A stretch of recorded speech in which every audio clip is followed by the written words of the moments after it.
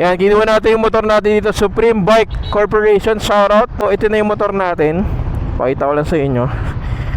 Pang first ride sa ating Aerox 155 V3 Standard Edition. Saan ba umahapak dito? V-Power na ano, gas. 95 octane po? Sige. Full tank. Okay ba V-Power dito? V-Power. Mahina ng preno, dapat Brembo. What is up, brokies? We are back with another video. So for today's video, quick lang to. Pupunta tayo ngayon sa Supreme Bike Corporation. Diyan yan sa Santo Niño, Marikina. Kukuha tayo ng scooter. Diba? So, samahan niyo ako. Feeling ko naman alam niyo yung kukunin kong motor. Pero si John Lee, hindi alam kukuha tayo ng motor. So, tara boy. Isang marinig pa tayo. After ng ilang araw na pagpupuyat, finally, nakakita na rin tayo ng unit. Kita mo, bumungad kagad sa atin yung itom na V3. Tapos syempre yung blue. Big shoutout first kay Master Paulo of Supreme Bike Corporation. Na-meet din natin yung father niya. Dito lang to sa Marikina, mga brokies. So sobrang solid, napakalapit lang sa atin. So tinanong niya, ano ba daw napagtripan ko at kumuha tayo ng scooter. Nagulat daw siya. Kwento-kwento kung anong gagawin nating setup dito. Sabi ko, hindi ko pa talaga alam kasi nga, hindi pa alam sa bahay to. So, malalaman natin yung mga brokies para sa mga nagtatanong. So, tinanong lang natin kung ano bang difference from version 2 to version 3. So, yun nga, naka-disc brake na daw yung likod. Tapos, syempre, yung headlight, may binago na din. This is just the standard version kasi. Sobrang aggressive nitong kulay na nakuha natin. Parang yung datingan niya ay R1 ng scooter, ganun. Tuwang-tuwa naman tayo dito sa unit natin kasi nga, finally, meron na tayo Aerox 155 version 3, no? Kaya big shoutout ulit kay Master Paulo. I love you. Bayaran session na syempre. Kinash na natin para sure. Kunwari, umuwi tayo, biglang nagalit si John Lee, pinabenta yung motor, pwede natin siya i-dispose kagad. Kasi kung financing, malamang hindi, no? Char lang. Pagkakatanda ko, parang 3 to 4 weeks yung ORCR, pati plaka. So yan, nilalagyan na ng gas yung unit natin, ano, talagang ready to go na, boy! Quick demo lang dito sa Aerox version 3 na standard edition natin. Pretty basic lang naman, tapos double checking kung gumagana yung mga signal light, yung mga busina, yung brake light, ganyan-ganyan. So okay naman, goods lahat. Tapos ang galing dito sa V3 pala, no, may charging port na siya, rekta na, Type-C pa. Boss Paolo. Salamat sa tiwala. Bumili ka ng bagong pag-aawayan. Shoutout sa partner natin, si John. Si Boss Paolo may kasalanan. So mga brokies, we are done. Yan, ginawa natin yung motor natin dito, Supreme Bike Corporation, shoutout. Napakabilis ng process. SRP pa, boy. So ito na yung motor natin. Pakita ko lang sa inyo. Pang So kinuha natin yung blue. Walang puti pero ganda rin naman. Gusto ko talaga yung blue Kaso medyo kakaiba lang sa paningin ko yung puti. Kaya may wala Sama natin si Boss Pau. Punta lang tayo sa Motor Tech. O diba? May scooter na tayo, boy. Ano ba to?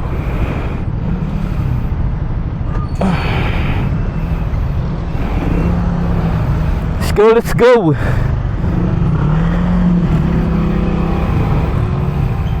First ride sa ating Aerox 155 V3 Standard Edition.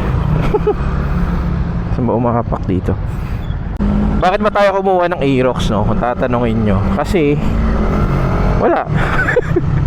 So talaga mag-scooter na, matagal na. Alam nyo naman yan. Yun yung lagi ko ginagamit na Aerox, so yung kay Josh. Tapos for the past few weeks, laging labas ng labas sa akin sa feeds yung Aerox. Siyempre, tamang search din ako. Wala, ayun. Napabili na tayo. Buti na lang may unit. Tsaka buti SRP. Kasi yung iba, may additional. Nasa iba pa, 5-10,000, 5 to 10,000 yung range. Pero ito SRP natin nakuha. Goodie! Lugi ito, Palit ng paggilid na to yo. Next week, charot. Mahina ng preno, dapat Brembo. Char. Kung tatanungin nyo kung anong setup gagawin natin dito sa motor, hindi ko pa alam. Kasi tayo, wala naman tayo masyado alam sa scooter ngayon. Pero kagandahan sa atin, marami naman tayong mga tropang mapagtatanungan. So, goodie lang. Tignan natin kung anong setup ang gagawin natin dito. Let's see. Etong shop ni Master Paolo, Motortech, dito lang to sa sa Tuason.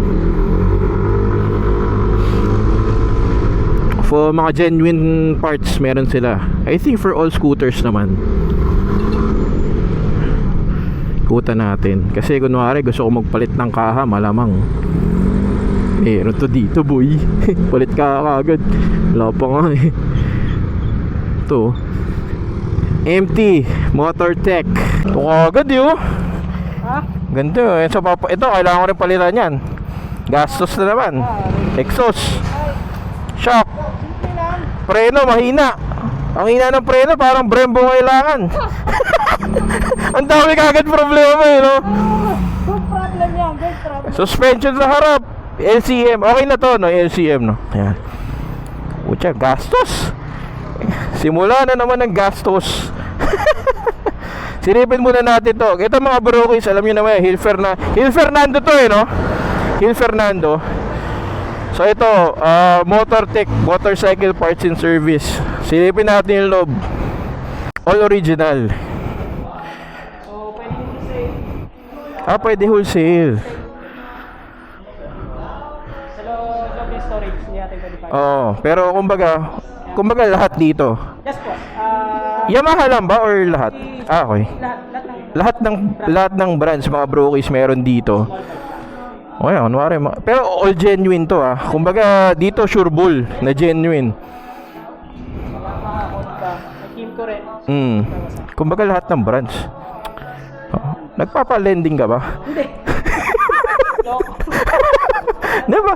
Tinatanong ko lang, baka sakali. Arms oil, oh. Baka naman, arms oil. Di yung kay J-Mac, eh, no? Yung kinagayari niya, no? So, nag-change oil din. Lahat. Major na gawa sa makina kayo.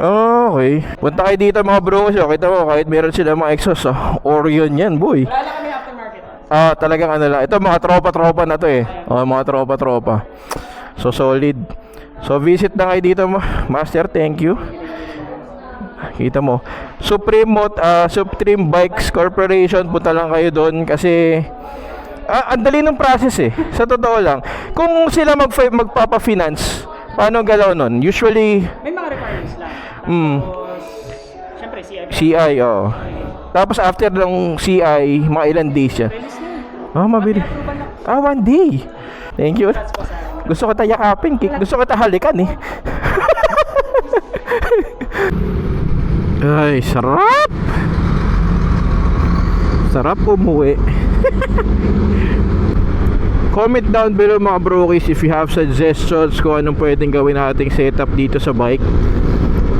May mga nakakuha naman na tayong idea. Siyempre marami tayong mga nakikita dyan. Sila Mau, may binuo si Mau, diba, na V3. Tapos si kotse ko ba to dati? Ito yung kotse ko dati. Ganyan. Tapos di na binayaran sa akin. Sino pa ba? Basta marami yung simula na nagsa-search kasi ako ng Aerox sa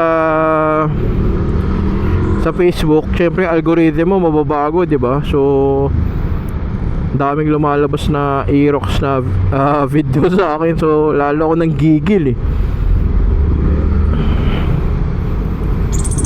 Pero tignan natin. Basta if you have suggestions, mga preno, suspension, yung front and rear suspension, checking pa ako kung ano ipapalit natin eh. Ano pa ba? Marami pa tayo aaralin sa totoo lang. So tignan na lang natin yung galaw. Syempre hingi tayong tulong sa inyo. Comment down below if you have suggestions, di ba? Para solid. Pagas muna tayo pa full tank natin para busog na siya kaagad. Ano kaya papagas ko dito?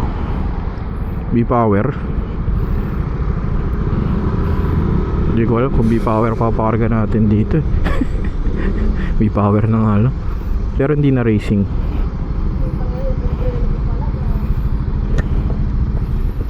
Yes, sir. V-Power na ano, gas. 95 octane po. Sige. Full tank. Okay ba B-Power dito? B-Power. Okay, depende sa'yo. Sige, B-Power. Puno na ba? Puno na po. 320 mo na lang. Kaya, 320. Para walang butal. Yun, sarap mag-scooter. 320, full tank ka na. CBR, hindi pa ano. So 320 pesos. Goods na. Diba? Sana all. Kagandahan kasi dito sa Aerox, mga brokies. Actually, sa mga scooters naman ngayon, sobrang dami mong pwedeng gawin.